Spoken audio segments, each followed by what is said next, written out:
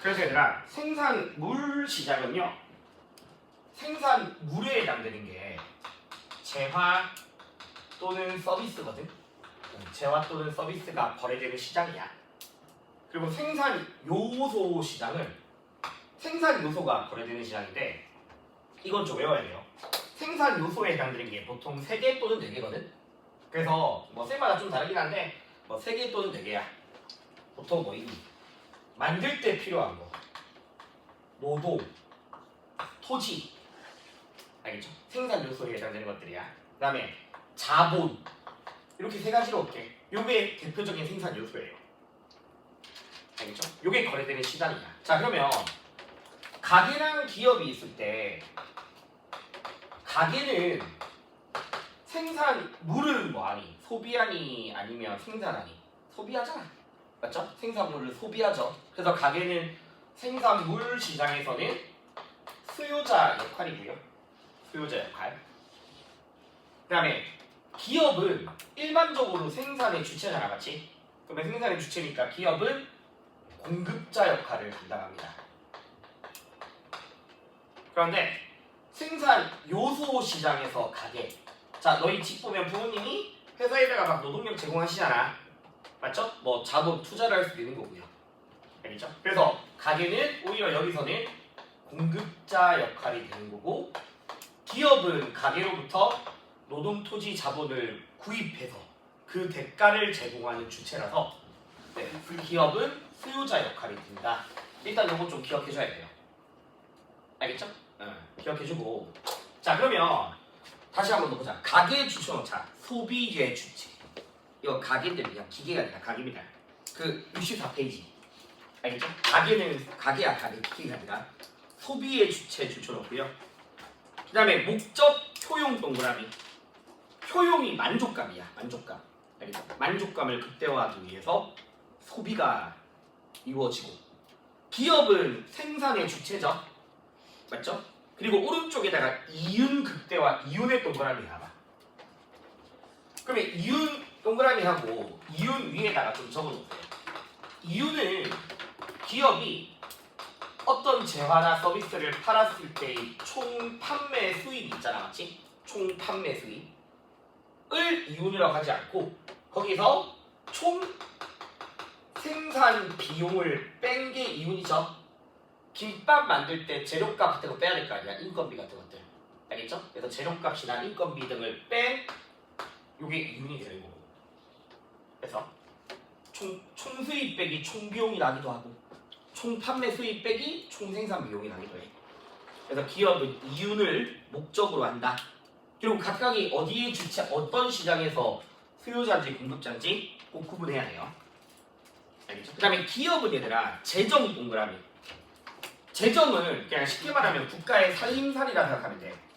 그래서 세금을 걷거나 세금을 쓰는 것 이런 것들이 재정활동이고 우리 기업의 기본적 역할들이 뭐 세금을 부과한다던가 아니면 저번 주에 했던 이야기 시장에 맡기기만 하면 충분히 공급되지 않는 공공재를 직접 생산하기도 합니다. 맞죠? 시장에 맡기면 공공재가 부족하겠죠? 맞죠? 왜냐면 민간 기업들이 안 받는다 했잖아. 이윤 발생이 안 되니까. 그래서 공공재를 직접 생산하는 거예요. 되겠죠? 목적은 사회적 후생이란 그냥 공익이라 하면 돼.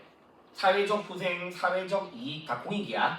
공익을 극대화하기 위한 건데 그럼 이걸 활용해서 밑에 있는 문제 형식으로 많이 나와.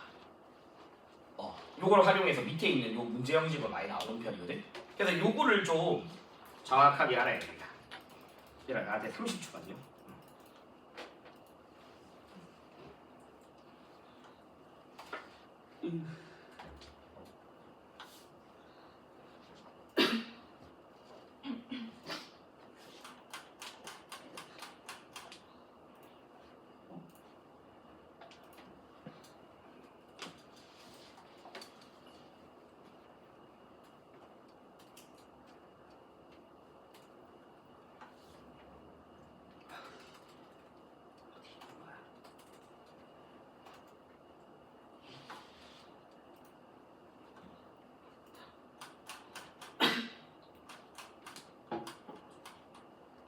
그래서 얘들아 이런 식으로 이런 거 활용해서 문제로 많이 내거든. 경제활동에서나 뭐 양식은 조금씩 다르겠지만 일단 너희들이 먼저 뭐 가게나 기업이 빈칸 쳐 있을 수도 있고 생산물 시장, 생산요소 시장이 빈칸 쳐 있을 수도 있는 거거든. 그러면 항상 제일 먼저 뭘 하시면 되냐면 실물의 흐름을 먼저 찾아서 그냥 쉽게 말해서 삼성전자 핸드폰 실물이잖아.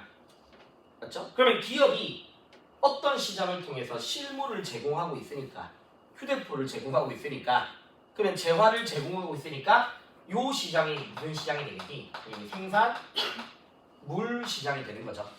맞죠? 기업이 휴대폰을 공급하니까 되겠니? 그러면 만약에 기업을 구분할 수 있는 게 만약에 활동을 물어보면 생산, 소비, 분배 중에서 뭐니? 당연히 생산이잖아.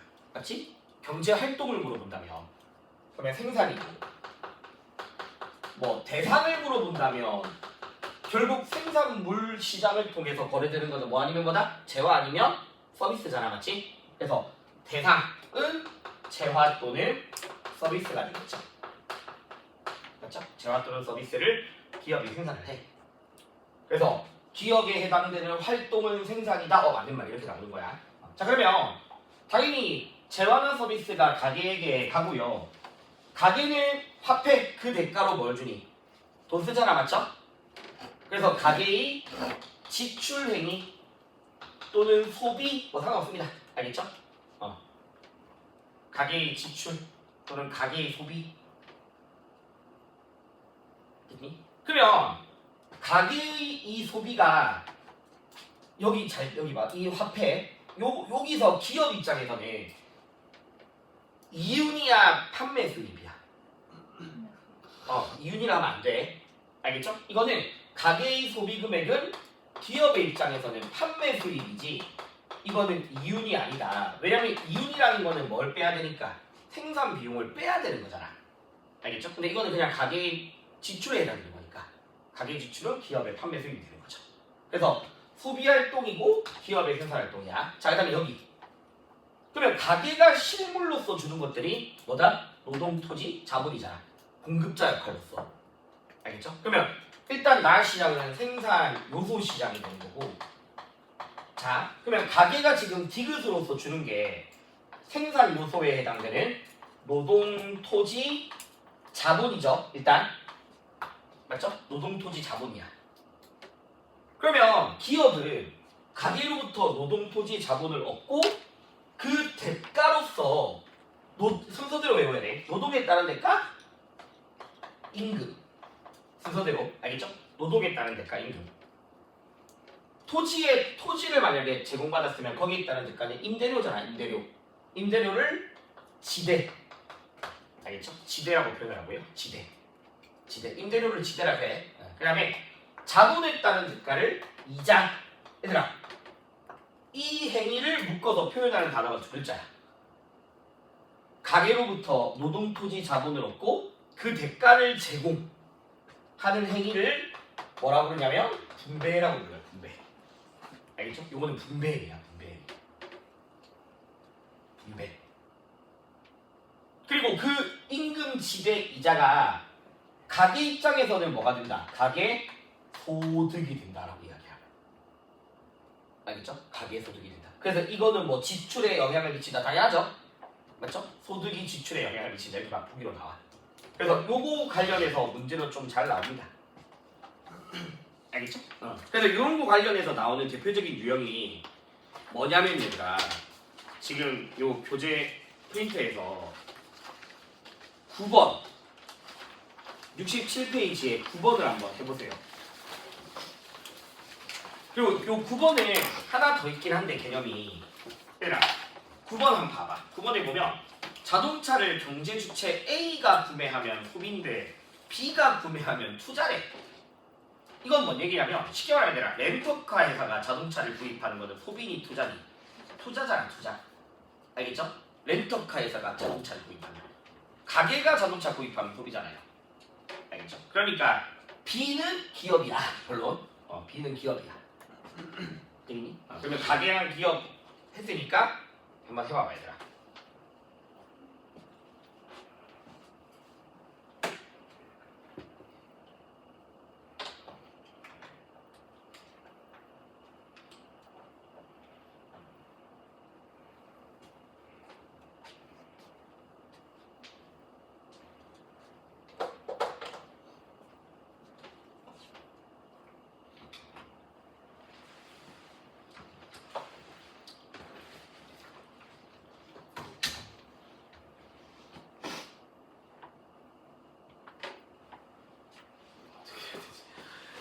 여학생보다 남학생이 편하잖아.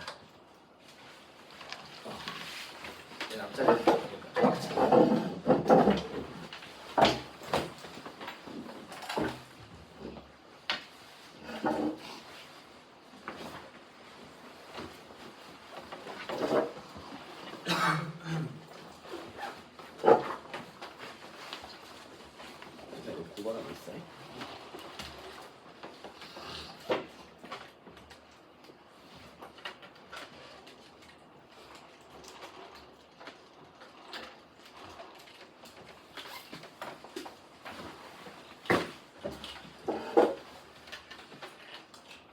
할 수 있겠죠? 맞죠? 그래서 아까 우리가 A는 가게라고 했고 B는 기업이니까 실물을 먼저 보면 좋죠. 기업의 실물 알겠죠? 그래서 기업의 실물을 먼저 봤을 때 나는 생산 물, 가는 생산 요소 됐죠? 그래서 A는 효용을 맞죠? B는 이유 맞는 말이고 그 다음에 B는 임금은 어디서 해당되니? 생산 요소 시장에서 결정되잖아. 맞죠? 그래서 답은 1번, 2번입니다. 공급자, 수요자 구분할 수 있겠죠? 알겠죠? 그 다음에 나머지는 어렵지 않으니까 네, 답은 1번이고 자 그러면 일단 요 정도까지가 이제 가장 기본적인 경제활동 주체들 알겠죠? 경제 주체들인데 좀 앞으로 가자.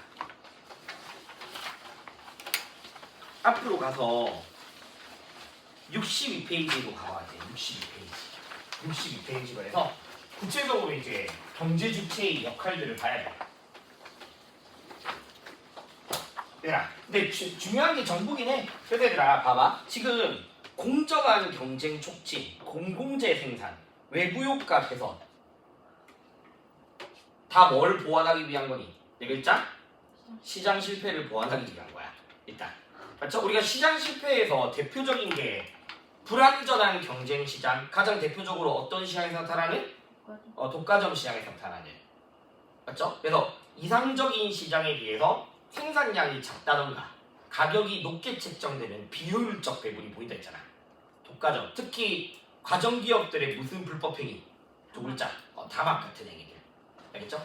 그런 것들에 대해서 그리고 아까 말했듯이 시장에 맡기면 부족해질 수 있는 공공재 그리고 외부 효과 외부 효과에는 경제랑 불경제 두 개 있었고요. 외부 경제, 외부 불경제. 자 그럼 다시 보자 얘들아. 그럼 이거는 그냥 이렇게 하면 되겠죠? 불완전한 경쟁, 시장 실패에 따르는 불안정 경쟁에 대한 대책이고 일단 공정한 경쟁을 촉진하도록 한다. 대표적인 사례 독과점을 규제 담합에 대한 과징금 그리고 대표적인 법률 조항 공정거래에 관한 법률 관련 기관 한국소비자원 또는 공정거래위원회 일단 이걸 왜 이렇게 구분해냐면 이 파트 문제 유형이 어떤 사례를 막 제시해서 다음에서 말하는 정부의 역할에 해당되는 것은 무엇인가 이렇게 나와. 그럼 이 제시문이 독과점에 대한 규제인지 공공재 생산에 대한 역할인지를 구분해야 되고 만약에 이 제시문이 독과점 기업들이 막 나와 있어 막 횡포 같은 제시문이 나와 그럼 거기서 답이 될 수 있는 것들이 이런 것들 알겠죠? 관련 기관들 관련 법률들 이렇게 보기가 나오는 거거든요. 그래서 이 정도는 좀 기억을 해줘야 돼요. 자 그다음에 아까 말씀드렸듯이 시장에 맡기면 공공재가 부족해지는 문제가 생긴다라고 이야기했고 알겠죠? 그 부족해지는 문제를 보완하기 위해서 직접 생산이죠. 맞죠? 그냥 이게 다야. 직접 생산. 특히 얘들아 너희 공공재하면 무슨 성과 무슨 성을 기억해야 된다? 비경합성이랑 비배제성 이 두 가지 성격을 기억해야 됩니다. 알겠죠? 비배제성과 비경합성을 가지는 공공재의 구조 됐죠? 그 다음 세 번째 자 외부 효과에 대한 개선이 이루어진대 우리 다 기억 너무 자세할 필요 없지만 자, 다 필요 없고 얘들아 봐봐 과소생산 외부 경제야 불경제야 작아서 생기는 거는 외부 경제죠 즉 외부 경제 자 그다음에 과다 생산되는 게 불경제죠. 부정적 외부 효과라고 나눠있고 얘들아 둘 다 효율적 배분이니 비효율적 배분이니? 둘 다 비효율적인 배분이야. 알겠죠? 이익을 주시만 작게 생산돼서 문제가 된다고 했어. 그러면 지금 봐봐. 이거는 생산 또는 소비를 늘려야 돼, 줄여야 돼? 늘려야 되겠죠? 과소비니까. 그래서 증가 유도. 어떻게? 뭐 세금을 감면하든 보조금을 지급하든. 그렇죠? 그래서 나무 심는 사람들한테 막 보조금 지급하고 전기차 이용하는 사람들한테 세금 감면 해주고. 알겠죠? 그럼 자가 발전하는 사람들한테 막 세금 감면 해주기도 하고. 자, 그 다음에 너무 많아서 생산되고 있는 불경제에 대해서는 감소를 유도해야 되고 어떻게 세금이라든가 벌금을 부과하는 거잖아. 자, 그러면 이제 여기서 단어 하나만 좀 알고 있자. 이렇게 돈 가지고서 어떤 행동을 증가 유도, 감소 유도, 알겠죠? 이런 것들을 묶어서 정부는 무슨 뭘 하냐면 이걸 경제적 유인이라고 부릅니다. 알겠죠? 돈 가지고서 이 행동을 움직이게 하는 거야. 경제적 유인을 통해서 내부 효과를 개선하고자 해. 경제적 유인. 근데 그래프 안 했으니까 너무 자세히 갈 필요 없어. 일단 요 정도. 알겠죠? 자, 그 다음에 소득 재분배. 소득 재분배. 부의 불평등을 완화. 맞죠? 이게 소득 재분배의 뜻이죠. 그래서 시장에 맡기기만 하면 소득 불평등 발생하잖아. 빈부격차 문제. 그래서 이거를 보완하고자 하는데, 그래서 세금을 걷는 거야. 들입자야. 세금을 걷는 측면에서는 출처오차, 누진세, 비례세 아니야. 알겠죠? 이거 오답으로도 많이 나옵니다. 세금을 걷는 측면에서 비례세가 아니라 누진세야.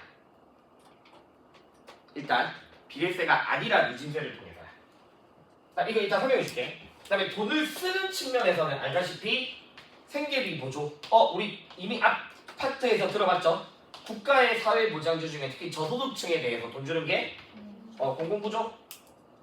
알겠죠? 공공부조와 같은 사회보장제도를 통해서 이루어진다. 자, 그러면 왜 이거를 비례세, 누진세? 한번 들어는 봐봐. 왼쪽에다가 한번 정리해봐봐. 이거 하나들이 조금 있긴 하더라고.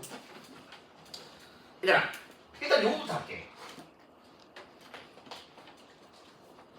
세금 종류.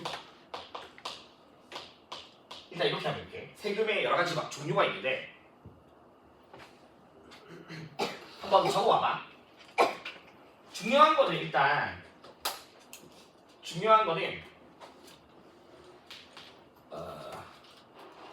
구분을 하자. 전가 가능성? 이게 노란색 필요 없다. 세금의 종류가 전가 가능성? 아니야. 미안. 하지 마세요. 이거 괜히 너희 직접세, 간접세 들어본 적 없죠? 맞지? 직접세, 간접세 안 들어봤으니까 내가 그냥 하는 거 많잖아. 세금의 종류는 크게 누진세와 이 정도는 아니자. 비례세가 있어요. 알겠죠? 누진세랑 비례세가 있는데 요거 두 개 차이가 뭐냐면 과세 대상 소득이 증가할 때 과세 대상 소득이 증가할 때 세금 부과 대상의 소득이 증가할 때 누진세는 거기에 따라서 세율이 똑같이 증가하는 거야. 세율도 증가하는 거거든.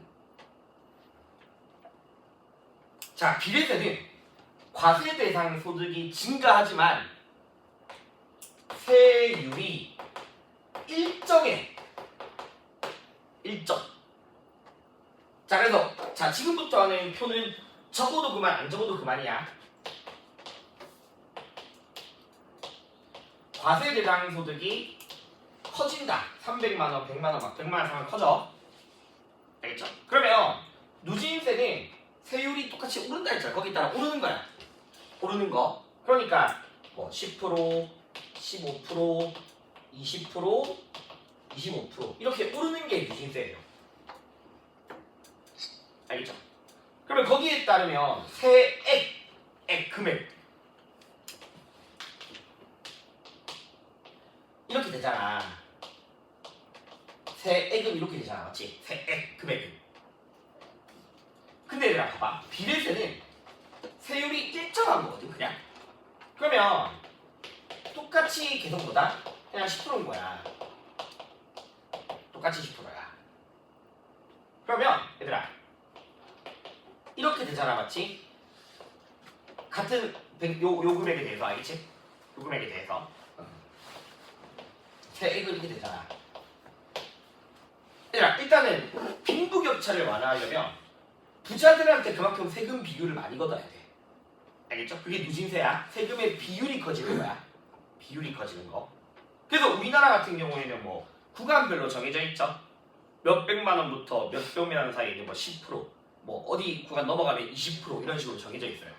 그럼 세율이 커지는 거니까 우리나라 소득세는 당연히 누진세가 적용이 돼. 알겠죠? 자 그러면 요거를 가지고서 나오는 게 뭐냐면 얘들아 요 정도는 알아야 돼. 요 정도. 두 가지의 개념. 소득,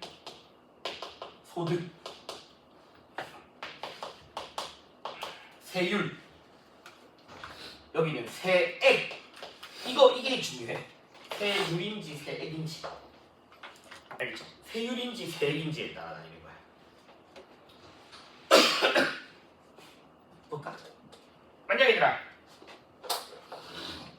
요런 게 있고 요런 게 있는 거라고. 뭐 차이인지 알겠니 얘들아? 파란색은 비례세니 누진세니 소득이 커지는데 세율이 일정하잖아.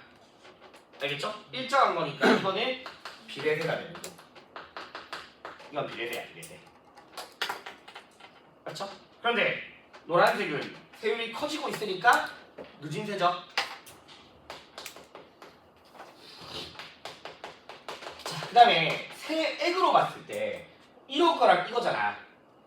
그럼 비례세는 분명히 세액이 커지긴 하더라도 기울기의 변화는 있다 없다? 없다. 알겠죠? 기울기의 변화가 없으니까 여기서는 요게 뭐가 된다? 비례세가 되는 거지. 알겠죠? 세액이 커지긴 하니까 요게 비례세죠. 알겠죠? 그 다음에 누진세는 이렇게 돼야 된다고 얘들아.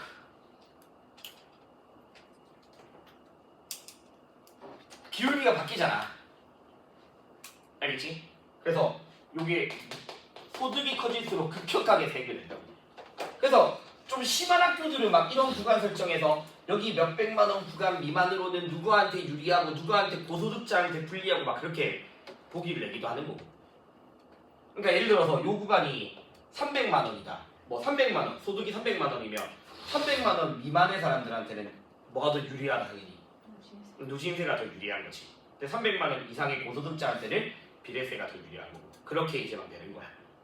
그러니까 당연히 고소득자한테 불리한 건 누진세니까 소득 불평등을 완화하기 위해서는 누진세를 부과하는 거야. 그러니까 모양에 현혹되면 안 됩니다. 예를 들어서 이거 안 적어도 돼. 모양에 현혹되면 안 돼. 예를 들어서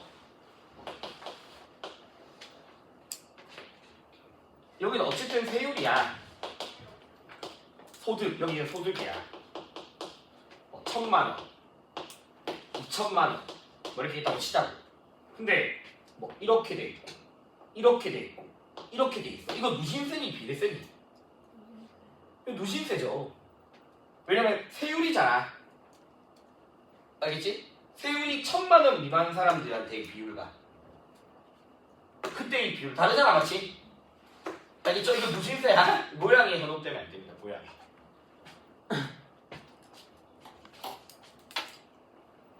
알겠지? 그래서 이렇게 하고 그다음에 혹시나 모르니까 하나만 더 하자. 밑에 표 밑에다가 한 개 더 써도 돼요. 정부의 역할 중에 또 하나가 급격한, 알겠죠? 너무 지나치게 경기가 급격하게 바뀌면 안 되니까 급격한 경기 변동을 조절한다. 알겠죠? 급격한 경기 변동을 조절해. 급격한 경기 변동을 조절하거든. 자, 두 가지를 좀 해볼게. 내가 경기가 너무 좋은 걸 넘어서서 과열되고 있대. 과열. 경기가 막 너무 과열돼. 그러면 지금 그때 한번 말하자면 어떤 분이랑 사람들이 막 소비도 많이 하고 투자도 많이 하고 막 대출도 많이 하고 그런 거야. 물가가 막 오르고 있는 거예요. 알겠죠? 경기가 과열. 그러면 이제 당연히 급격한 물가 상승이 나타나잖아. 그러면 진정을 시켜야 되니까 정부는 사람들이 돈을 못 쓰도록 해야 되겠죠. 못 가지게 해야 돼. 시장에 돈이 나돌게 하면 안 돼. 알겠죠? 돈을 못 쓰게 해야 되거든. 그러니까 세금을 걷는 게 세입이야. 알겠죠? 세금을 걷는 걸 더 늘려야 되니 줄여야 되니? 더 늘려야지. 알겠죠? 세금을 더 늘려야 돼. 알겠죠? 그다음에 정부가 시장에 돈 풀면 되니 안 되니? 안 돼. 지금 그런 분위기 아니야. 알겠죠? 그러니까 정부의 지출을 뭐 해야 되냐? 줄여야 돼. 세금은 많이 걷고 돈 쓰는 건 적게 써야 돼요. 그러면 이런 것들을 얘들아 정부가 돈을 적게 쓴다고 해서 무슨 저쟁이냐면 긴축재정이라고 표현을 해. 긴축재정 단어 알겠죠? 돈 적게 쓰는 게 긴축재정이야. 긴축재정. 그럼 이제 정부가 좀 돈도 적게 쓰고 시장에 좀 규제도 좀 하고 그러면 자연스럽게 다시 물가는 뭐 할 수 있다? 떨어질 수 있지만 어떤 부작용이 나타날 수 있니? 항상 제가 물가랑 뭔 반비례라고 했니? 실업률은 서로 반비례라고 했잖아. 알겠지? 그래서 물가는 떨어질 수 있지만 실업률이 올라갈 수 있는 우려가 생기는 거지. 알겠죠? 내일은 그 다음에 경기가 너무 침체된다. 딱 요즘 뭐 그런 분위기잖아. 경기가 너무 침체돼. 자 그러면 사람들이 돈을 쓰게 해야 된다고. 알겠지? 우리 케인주 소정자본주의. 돈을 쓰게 해야 되는 거니까 세금은 뭐 한다? 적게. 돈은 정부가 많이 써야 되겠죠? 맞죠? 돈을 많이 씁니다. 이걸 케인주는 무슨 수요를 늘린다? 유효 수요를 늘린다라고 이야기했던 거고. 알겠죠? 일단 돈을 써야 돼요. 돈을 써서 돈을 쓰는 거를 확장 재정 정책이라고 표현을 하고요. 네. 그럼 이렇게 확장 재정 정책을 통해서 다시 실업률이 경기가 좀 좋아질 수 있으니까 실업률이 낮아질 수 있지만 뭐 물가가 좀 오를 수도 있겠지. 자 이것도 나오는 유형들이 여러 가지야. 어떻게 물어볼 수 있냐? 만약에 뭐 그러니까 어떻게 내긴 아니는 건데 정부가 긴축 재정을 하기로 했대. 만약에 정부가 긴축 재정을 하기로 했으면 현 시점에서 정부는 경기가 좋아질 거라 예상하고 있니? 경기가 나빠질 거라 예상하고 있는 거니? 경기가 나빠질 거라고 예상했으니까 긴축하겠다라고 하는 거야. 아니지. 경기가 좋아질 거라 예상하는 거지. 다시 말할게. 경기가 너무 좋아질 거라 예상해서 긴축하는 거잖아. 다시 말할게. 정부가 긴축 재정을 결정했대. 알겠죠? 긴축 재정을 결정했다라는 거는 정부가 판단하는 지금의 경제 상황이 좋다 안 좋다? 좋은 거지. 과열이잖아. 과열. 알겠지? 과열을 예상하고 있는 거야. 과열을. 알겠죠? 그래서 역으로 물어볼 수도 있으니까 이런 왔다 갔다 좀 할 수 있어야 돼. 그리고 상식은 아니고 그냥 듣고 한번 말아봐봐. 왼쪽에다가 한번 적어봐봐. 왼쪽에다가 듣고 말아야 돼. 절대로 정확한 뜻을 알 필요 없거든요. 지급 준비율. 절대로 정확한 뜻은 몰라도 돼. 재할인율. 재할인율이라고 하자. 재할인율. 절대로 정확한 뜻 몰라도 돼. 지급 준비율. 재할인율. 일종의 금리입니다. 금리. 일종의 금리입니다. 금리. 얘들아 듣고 말아봐요. 봐봐. 이거 안 적어도 돼. 국민은행이 있어. 시중은행, 사기업. 알겠죠? 그 다음에 은행이 뭔지 알죠? 한국은행이죠. 은행. 맞죠? 한국은행이야. 자, 내가 돈이 막 무지막지하게 많아서 은행에다가 1,000억을 예금했어. 예를 들어 내가 일반 개인이. 그러면 국민은행은 이 돈을 가지고서 기업들에게 투자를 한다던가 또는 뭐 개인들에게 대출을 해줘서 거기서 이자 수익을 얻고 그 이자 수익이 일부 나한테 오는 거죠. 맞죠? 이자 수익이. 알겠죠? 근데 내가 1,000억을 맡겼는데 국민은행이 좋다고 이 1,000억 그대로 다 쓰면 되거든. 그럼 안 되거든. 왜냐면 내가 갑자기 변동이 생겨서 1시간 뒤에 돈 찾을 수 있잖아. 뭔지 알겠니? 그래서 보통 시중은행들은 그 자기들이 보유하고 있는 그 금액의 일부를 한국은행에 맡겨야 됩니다. 고객이 갑작스럽게 인출할 수 있으니까. 그래서 만약에 한국은행이 자 시중 10%다라고 이게 10%다라고 하면 100억은 맡겨놔야 돼. 혹시 모르니까. 이 비율이 지급준 비율이야. 알겠죠? 자 지급준 비율이야. 자 일단 요 개념을 다시 한번 봐봐 그러면. 근데 만약에 얘들아 이게 50%로 올라간다. 만약에 지급 준비율을 50%로 올린대. 그러면 얼마 맡겨야 되니? 500억 맡겨야 되죠, 맞죠? 그러면 시중은행은 실제로 얼마밖에 못 써? 500억밖에 못 쓰지. 잘 생각하라. 근데 한국은행이 그냥 5%로 하겠다. 지급 준비율을 떨어뜨려. 그럼 만약에 지급 준비율을 5%로 떨어뜨리게 되면 여기는 50억만 맡기면 되는 거잖아. 나머지 950억을 시중은행이 가질 수 있죠. 자, 얘들아 다시 경기가 너무 과열되면 시장에 돈이 많으면 안 돼. 시장의 돈을 줄여야 돼. 경기가 침체될 때는 시장에 돈이 많아야 돼. 자, 경기가 과열된다는 건 지금 사람들이 막 대출도 많이 하고 투자도 많이 한다는 소리인 거야. 그걸 규제해야 돼. 알겠죠? 그럼 자, 기준 느낌 뭐지? 다시 지급 준비율을 인상시키는 거는 시중은행들이 돈을 많이 가지게 하기 위한 거야? 적게 가지게 하기 위한 거야? 적게 가지기 위한 거니까 과열에 대한 대책이야? 침체에 대한 대책이야? 과열에 대한 대책인 거야. 알겠죠? 과열에 대한 대책이야. 그래서 다 필요 없고 재할인율은 한국은행의 이자인데 똑같아. 그냥 다 필요 없고 얘들아. 그럼 이제 다 금리를 다 금리야. 금리를 인상한다라는 거는 경기 과열에 대한 대책이야, 경기 침체에 대한 대책이야. 과열에 대한 대책인 거야. 알겠죠? 그래서 이렇게 하자. 지워버릴게. 그래서 이제 결론은 경기가 과열된다면 시중금리, 시중의 금리 다 똑같은 말이 알겠지? 금리를 뭐 해야 한다고? 인상시켜야 한다고. 알겠죠? 금리를 인상시켜야 돼요.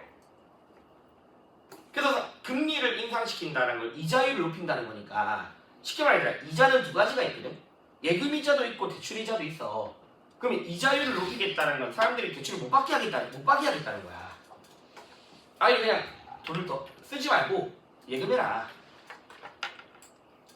알겠지? 네, 그다음에 경기가 너무 침체된다면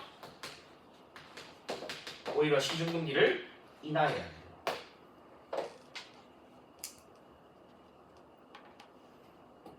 그렇죠? 네, 그래서 결론은 금리다.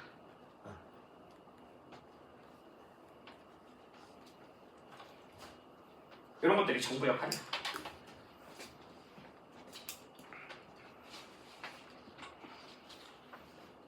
조금만 더 하고 우리 테스트 하자. 다음 페이지. 밑에 가. 다음 페이지. 기업. 다음 페이지. 기업 다 했던 겁니다.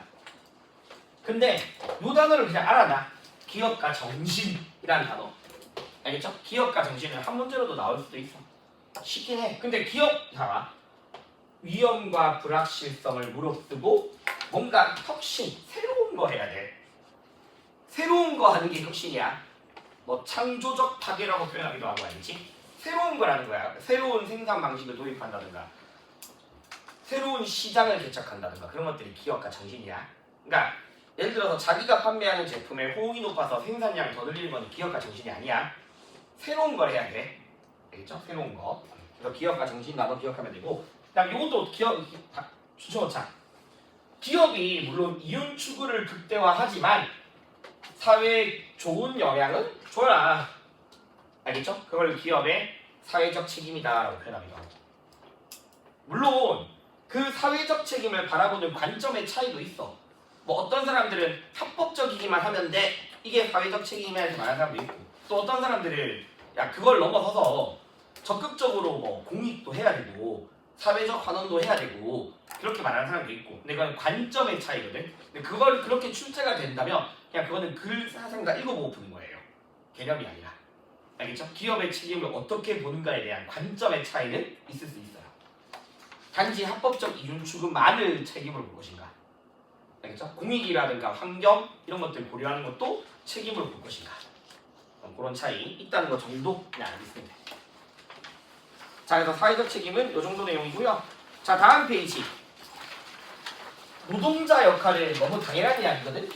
알겠지? 너무 당연한 이야기인데 이거 만약에 물어보는 학교가 있을 수도 있으니까 노동상권 종류 정도는 알고 있어주고 학교 프린트에 있으면 이거 외워야 되고 근데 뭔지 알잖아. 단결권. 이미 앞에서 너희 정치 영역에서 배웠던 거야. 단결권. 노동조합 결성할 수 있는 거. 맞죠? 단체 교섭권. 노동조합을 통해서 임금이라든가 이런 거 협상할 수 있는 거잖아. 그거 안 되면 뭐 할 수 있다 마찬가지로. 파업. 알겠죠? 파업할 수 있는 거. 행동권. 이거 프린트에 있으면 좀 외우시고. 없으면 굳이. 자, 그 다음에 노동자 바람직한 역할 외우는 거 아니야. 그냥 당연히 열심히 일해야 되고 좋은 관계 맺어야 뭐 당연한 이야기야. 근데 우리가 기억해야 될 거는 자, 소비자 역할 관련해서 이거 좋죠. 자, 소비자가 재화 서비스를 수요자고 소비를 통해서 기업의 생산에 영향을 끼치기 때문에 끼치고 자원 배분의 방향을 결정하는데 이거를 칭하는 단어가 있어. 소비자 주권이라고 표현해. 그렇죠?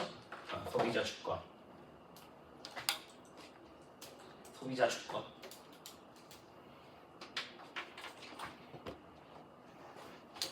됐죠? 네. 그 다음에 합리적 소비는 이미 우리가 앞에서 배웠습니다. 근데 넘어서서 윤리적 소비. 근데 윤리적 소비 그냥 별거 없어요. 뭐 고려하라? 환경을 고려하는 친환경 제품을 소비한다던가. 뭔지 알겠지? 윤리적인 거잖아. 친환경 제품. 아니면 인권을 고려하는 소비들 있죠. 예를 들어서 생산자들한테 정당한 임금을 주는 그런 기업을 통해서 유통되는 제품만 소비하는 거. 그러니까 쉽게 말하면 공정무역을 통해서 유통되는 제품을 소비하는 것들. 그런 것들이 전부 다 윤리적 소비가 되는 거야. 알겠죠? 공정무역의 제품 소비. 그래서 이런 것들이 다 윤리적 소비에 해당되는 것들. 여기까지가 이제 3-2까지야. 3-2까지고 여기까지 한 거를 우리는 테스트를 해봐야 되지 않을까 싶어요.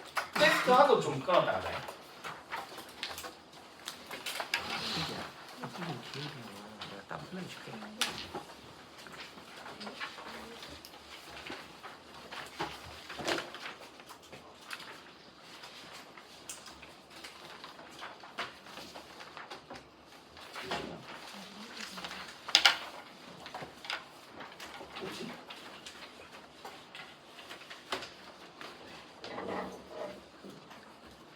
해설지는 이따가 봐야 되라. 한 번에 일단 내가 주긴 줄게.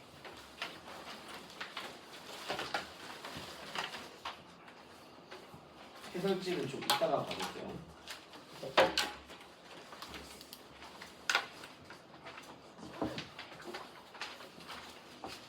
OMR은 그냥 이름만 쓰면 되고 그냥 펜으로 체크해도 돼. 꼭 컴퓨터 사인 펜은 안 해도 됩니다.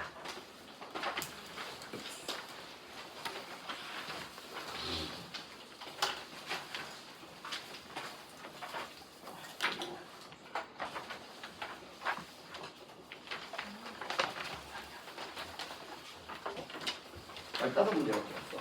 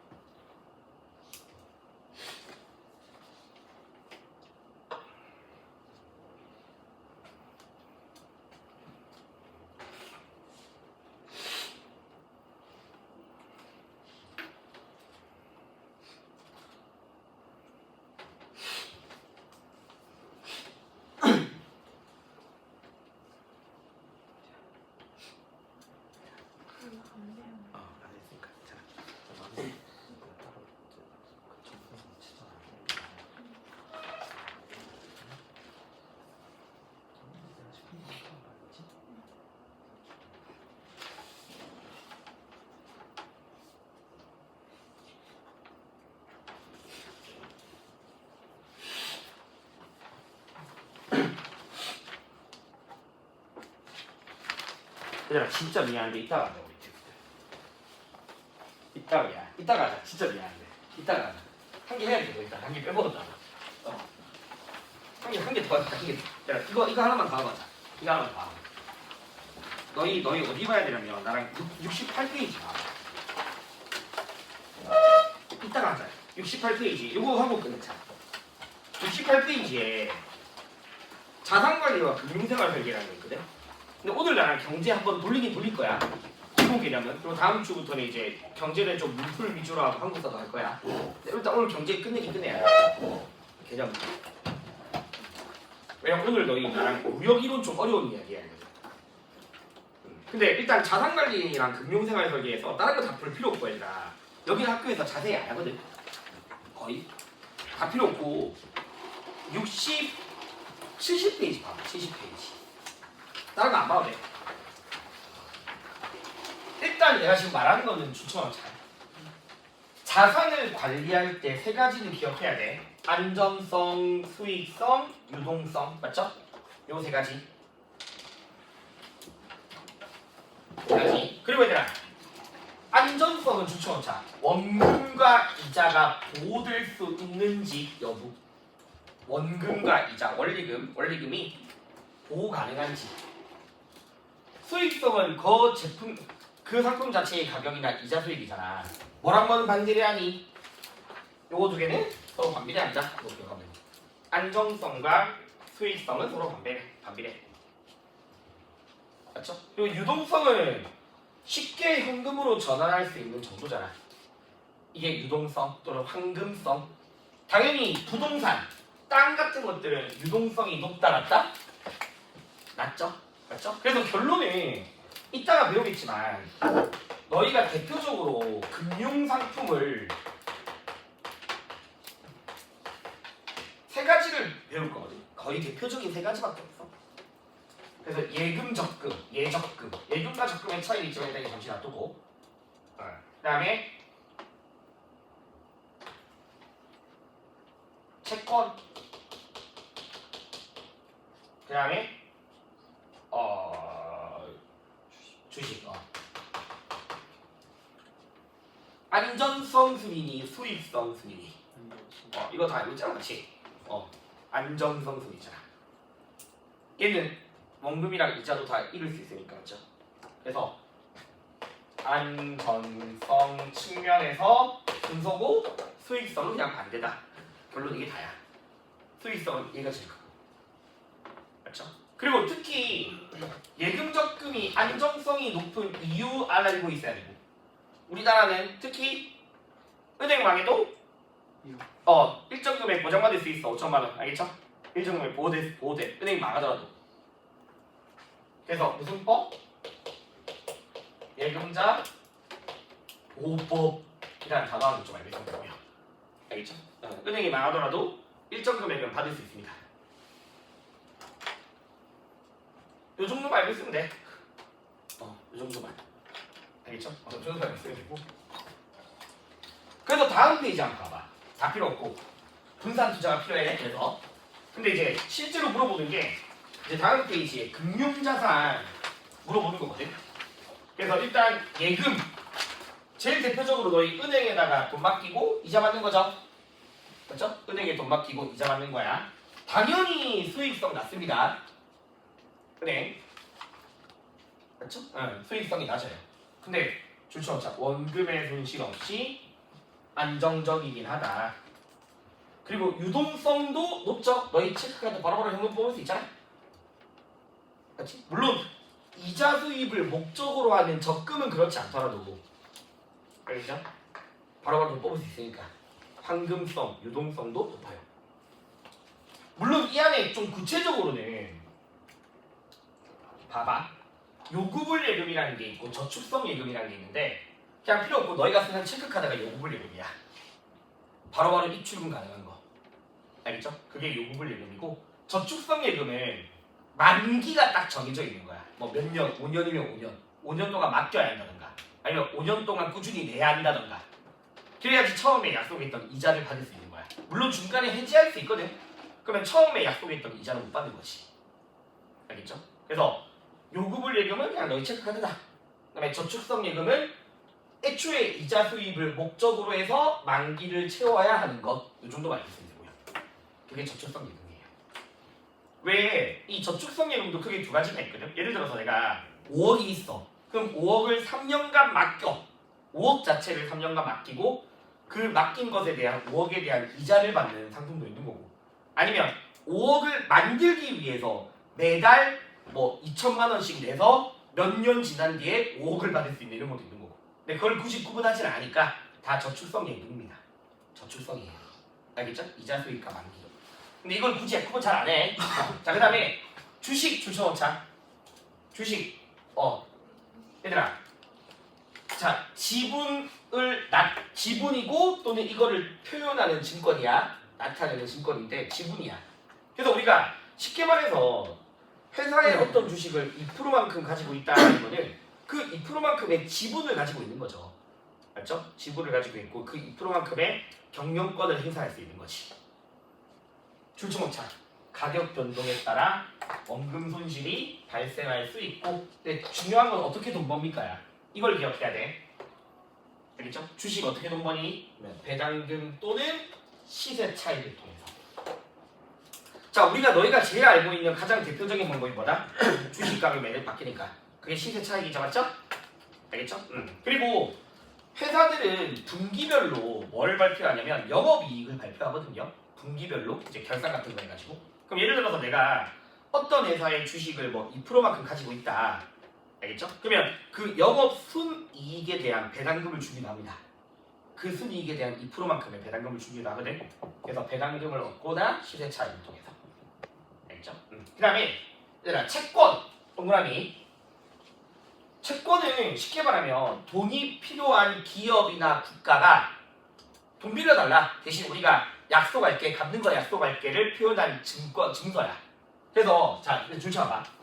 내가 지금 말하고 싶은 거는 정부나 공공기관, 기업 이 만기일에 이자 지급을 약속하고 제공하는 증서, 문서거든요.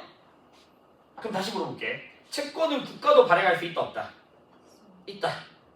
알겠죠? 채권은 국가도 발행할 수 있다고. 주식을 국가가 발행할 수 있니, 없니? 당연히 안 돼야겠지. 주식은 기업만 발행할 수 있고. 알겠죠? 채권은 국가나 지방정부, 지방기관에서도 발행할 수 있어. 그래서 국가가 발행하는 채권을 공채라 그러잖아. 국채 또는 공채라 불러. 알겠죠? 국채. 주식에 비해서는 안정성이 높은 편이야. 왜? 약속은 하거든. 우리가 1년 뒤에 갚을게라는 약속은 한단 말이야. 주식은 그런 약속 자체가 없잖아. 알겠죠? 그래서 주식에 비해서는 안정성이 높은 거거든. 그럼 얘들아, 쉽게 말해서 이런 거잖아. 봐봐. 어떤 기업이 10억이 필요해. 그래서 나한테 10억을 내가 10억을 빌려준 거야. 10억을 빌려줬어. 그러면 기업은 나한테 이상한 문서 쪼가리 같은 거 하나 보내주거든요. 그럼 거기에 이제 뭐가 명시되냐면 며칠에 뭘 얼마큼을 빌렸고 뭐 몇 년 뒤에 갚는데 뭐 5%만큼의 이자를 지급하겠다 이런 식의 이제 글이 적혀있는 문서 쪼가리가 채권이에요. 알겠죠? 다 필요 없어. 이거 다 안 봐도 돼. 알겠죠? 근데 내가 말하고 싶은 거는 국가도 발행할 수 있다야. 국가도 발행할 수 있고 이거 기준으로 자 어떻게 돈 버니? 라고 하면 약속된 이자. 알겠죠? 원금 말고 이자. 아니면 한 개 더. 채권도 가치가 바뀝니다. 채권의 가치도 바뀌기도 해요. 알겠죠? 채권의 가치가 바뀌어 시세 차익도 발생할 수 있거든. 그러니까 이거는 그냥 쉽게 생각하면 돼. 만약에 봐봐. 이렇게 이해만 하세요. 채권에서 말고 뭐 1년 뒤에 5% 이자만큼 갖기로 했대. 근데 이 나라가 물가 상승률이 막 10%야. 물가 상승률이. 그럼 예를 들어 만약에 10억으로 이만큼의 금을 살 수 있었어. 알겠죠? 10억이었으면 1년 전에 10억이었으면 뭐 금괴 이만큼을 가질 수 있었대. 근데 물가가 10% 더 오른다라거든. 10% 이상 올라버려. 그러면 내가 1년 뒤에 5%만큼 이자 받는다 하더라도 그 뒤에 금 살 수 있니 없니? 없잖아. 그게 예상되면 채권의 가치가 떨어지게 되는 거야. 그래서 채권의 가치도 좀 바뀝니다. 그래서 이렇게 국가를 말한 채권의 가치가 상대적이다 보니까 그걸 통해서 시세 차익을 얻는 경우도 있어요. 그래서 자 이제 이 세 가지 결론. 얘들아, 예금, 주식, 채권 요 세 개 중에서 이자 수익이 발생하는 건 두 개야. 뭐란 거니? 예금이랑 채권이죠. 알겠죠? 예금이랑 채권이 이자 수익이 발생하는 거고, 배당금은 뭐밖에 없어? 주식만 있는 거고. 알겠죠? 시세 차익은 뭐가 있다? 채권이랑 주식. 알겠죠? 채권이랑 주식이 시세 차익을 통한 수익이 발생하고, 수익성 어디가 큰지, 안정성 어디가 큰지 이것만 딱 구분할 수 있으면 돼. 그리고 아까 말씀드렸듯이 얘들아, 주식은요 내가 그 지분만큼 지분을 갖는 거거든. 근데 내가 채권, 어떤 회사 채권 가지고 있다고 그 회사 지분 가지고 있다고 할 수 있니? 그건 절대 아니야. 그냥 채무 관계가 있는 거지 거기에 대한 지분이 있는 건 아닙니다. 알겠죠? 그렇게 좀 구분해서 기억하면 되고, 그리고 당연히 국가도 발행할 수 있다. 이거 꼭 기억해야 되고, 채권은. 그냥 그 밖에 얘들아, 맨 밑에 보면 펀드니, 다음 페이지에 보험이니, 연금, 몰라도 됩니다. 알겠죠? 이런 거 굳이 절대 안 나옵니다. 굳이. 그 다음에 이제 마지막 내용이야. 마지막 내용이 있어 얘들아. 마지막 내용. 요거는 자 이따 요거 한번 봐봐. 줄은 쳐봐. 생애 주기. 그러니까 이거는 그냥 쉽게 말하면 연령대에 따라서 자기가 언제 제일 많이 돈 벌 수 있는지, 또는 언제 소비가 많은지 잘 고려해서 인생의 계획을 잘 짜라는 거거든. 말년이 힘들고 싶지 않으면. 근데 문제는 그게 그냥 중요해. 그렇게 해서 문제가 나오는 게 아니라 이거를 활용해서 이제 문제가 나오는 건데, 바로 왼쪽에다가 적어버려. 봐봐. 왼쪽에다가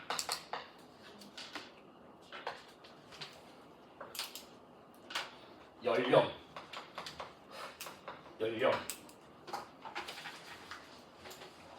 왼쪽에다가 바로 이거는 그냥 적어도 될 것 같아. 소비 또는 소득.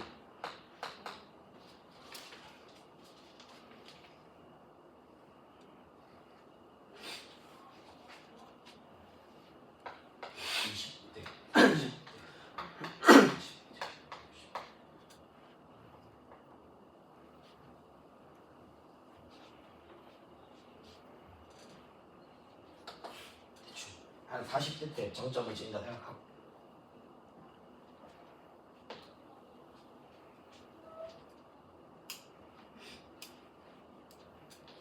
태어나는 것 자체가 돈입니다.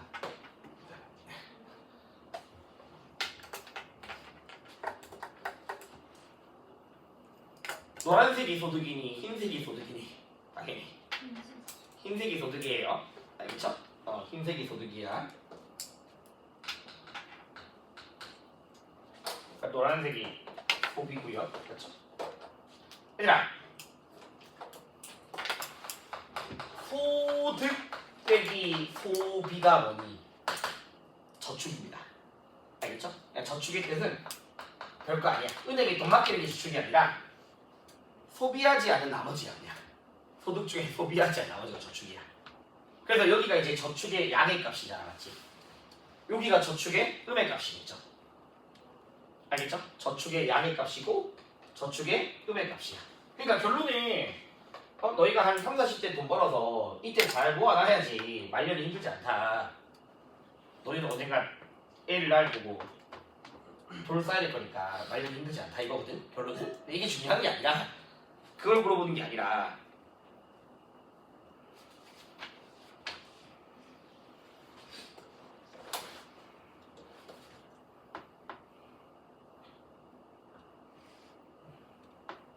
요 기억, 요 제일 정점 찍은 데 있지. 요 기억을 가자.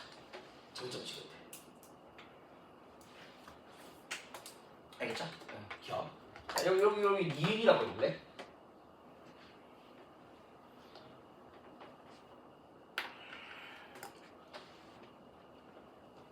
저축액이 가장 많은 구간은 어디야? 가장 많은 시기는 기억이야, 얘기야.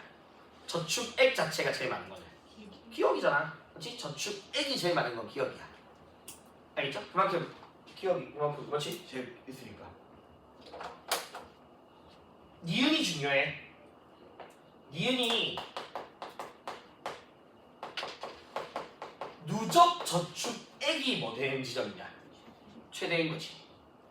이때부터 누적되는 거잖아. 알겠지? 아니 계속 누적 되잖아. 여기서부터 이제 누적이 안 돼. 마이너스가 되잖아. 알겠죠? 그래서 누적 저축액이 최대인 지점이다. 이거 하나랑 요 니은을 표현하는 명호가 있어. 요때가 이제 뭐냐면 경제적 정년이라고 표현을 해요. 경제적 정년을 요때가 아니야. 알겠지? 요때를 정년이라면 안 돼. 요때가 정년이야. 요때가 정년. 그래서 요 정도가 이 3-3에서 나온 내용이야. 이게 다야. 3-3에서 나온 게. 안 어렵죠? 근데 오늘은 나랑 이거는 테스트하고 이제 경제에서 제일 어려운 내용 중에 하나가 무역이론이거든. 무역이론을 오늘 한번 나랑 돌리긴 해야 돼. 돌려놓고 다음 주에 좀 문풀 위주로 하고. 일단 이 정도거든 얘들아. 근데 우리 조금 끊었다가 그냥 테스트를 하자고.